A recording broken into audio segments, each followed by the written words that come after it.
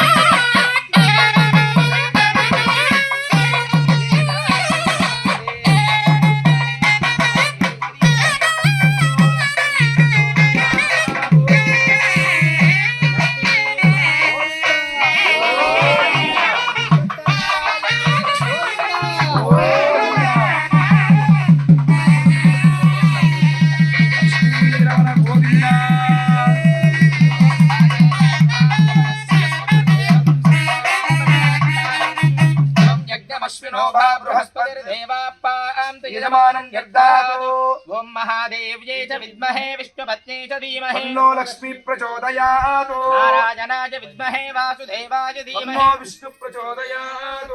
ओम श्री मांगल्य देवताभ्यो नमः। गुणजीरक देवताभ्यो नमः। वेदोक्त सुवर्ण मंत्र पुष्पांजलिं समर्पयामि। छत्रमाच्छादयामि, चामराभ्यां वीदयामि, नृत्यं दर्शयामि, गीतं श्रावयामि, आन्दोलिकानारोहयामि, हस्तानारोहयामि, गजानारोहयामि।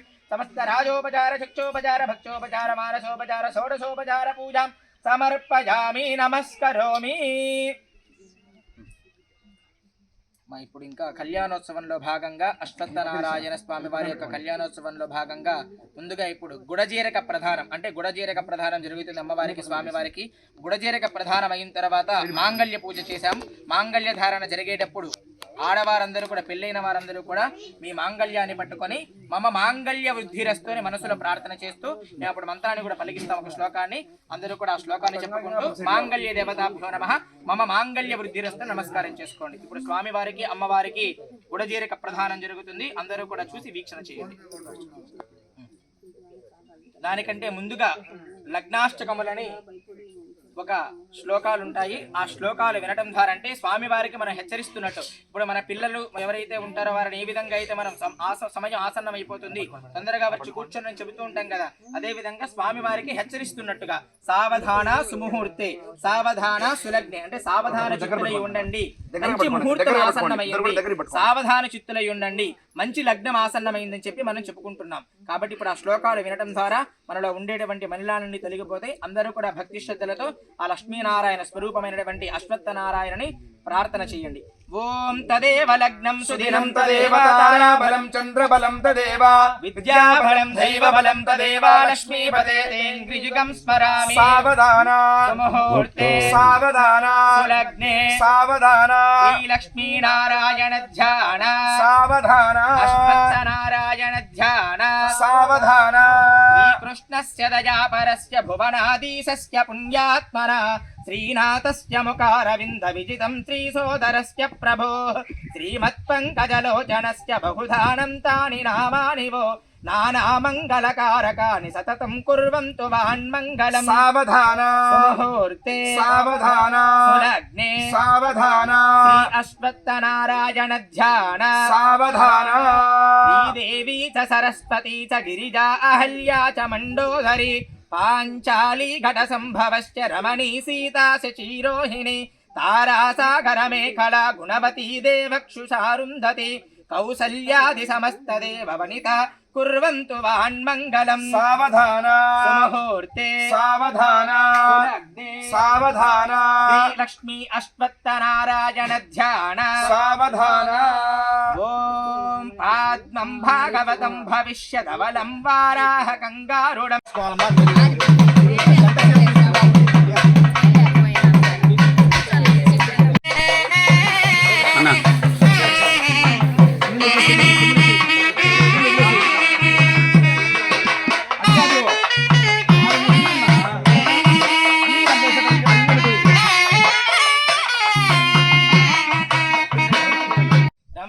మాతరం మునిం లక్ష్మీనాథ సమారంభాం నాథయామున మధ్యమాం అస్మదాచార్య పర్యంతాం వందే గురు పరంపరాం యో నిత్యమచ్యుతపదాంబుజయుగ్మరుక్మా వ్యామోహదస్తరాని తృణాయమేనే అస్మై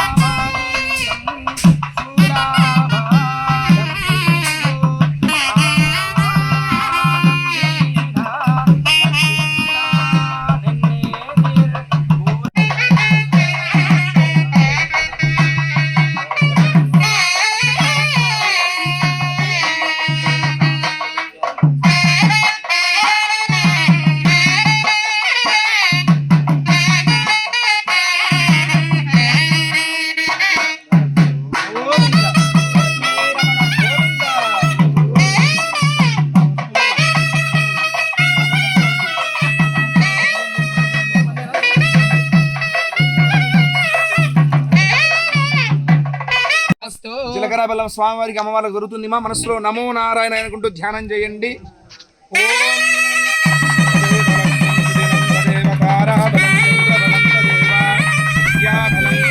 గోవిందా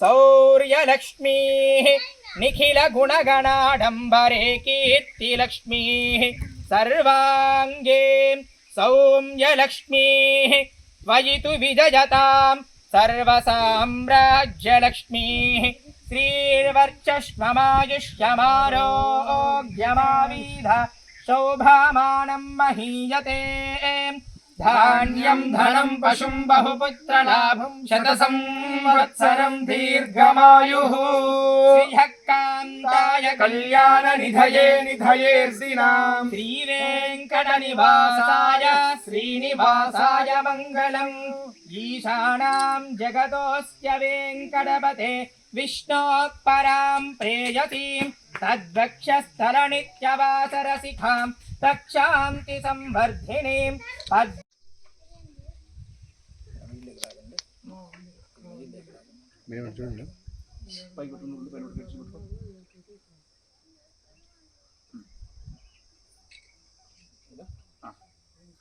లక్ష్మీరమణ గోవింద గోవింద.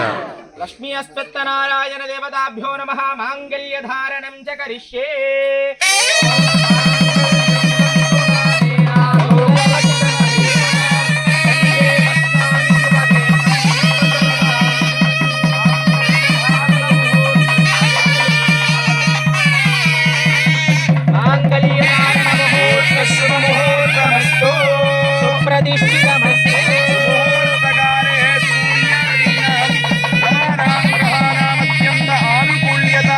ఫలప్రసాద సిద్ధిరస్తు.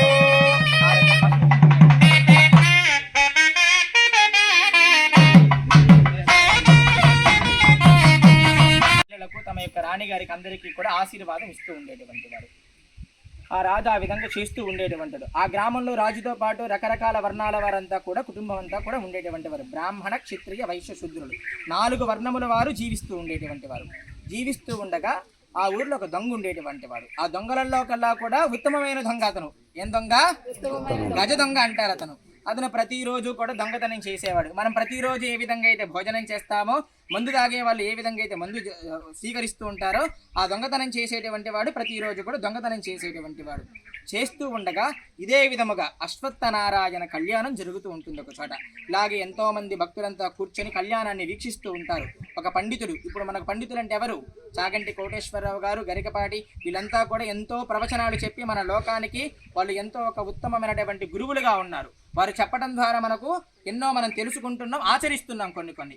అదే విధంగా ఆలయంలో ఒక పండితుడు కళ్యాణం చేస్తూ ఉన్నాడు. కళ్యాణం చేస్తూ ఒక వ్యాఖ్యానం చెబుతూ ఉంటే ఆ దొంగ ఆ దారిలో వెళ్తూ ఉంటాడు. వెళుతూ ఉండగా ఆ దొంగ దారిలో వెళ్తూ ఉండగా ఏం చేస్తాడంటే, అయ్యో రోజు లేచినప్పటి నుండి మనం దొంగతనం చేస్తూనే ఉన్నాం, ఇంకా మన వృత్తి ఇదే, ఇంకా నాకు ఎవరు ఇస్తారు ఉద్యోగం? ఎవరు ఇరు కదా, ఇన్ని రోజులు పాపాలు చేశాం, ఇదొక్క రోజైనా ఎవరో వ్యాఖ్యానం చెబుతున్నారు పెద్ద గురువు గారు, వెళ్ళి మనం ఆ పుణ్యాన్ని కట్టుకుందామని చెప్పి ఆ గుడిలోకి వెళ్ళి కూర్చుంటాడు. ఆ గురువు గారు చెప్పేటువంటి మాటలంతా అద్భుతంగా వింటూ ఉంటాడు. ఏ విధంగా వింటాడు? అద్భుతంగా, గట్టిగా చెప్పాలమ్మా. అద్భుతంగా వింటూ ఉన్నాడు. తినేసరికి ఆయన శరీరం అంతా పులకరించిపోతుంది. పులకరించిన తర్వాత ఆ స్వామివారి అశ్వత్థనారాయణ యొక్క కళ్యాణం చూసి స్వామివారి యొక్క ఆశీర్వాదం పొంది తీర్థ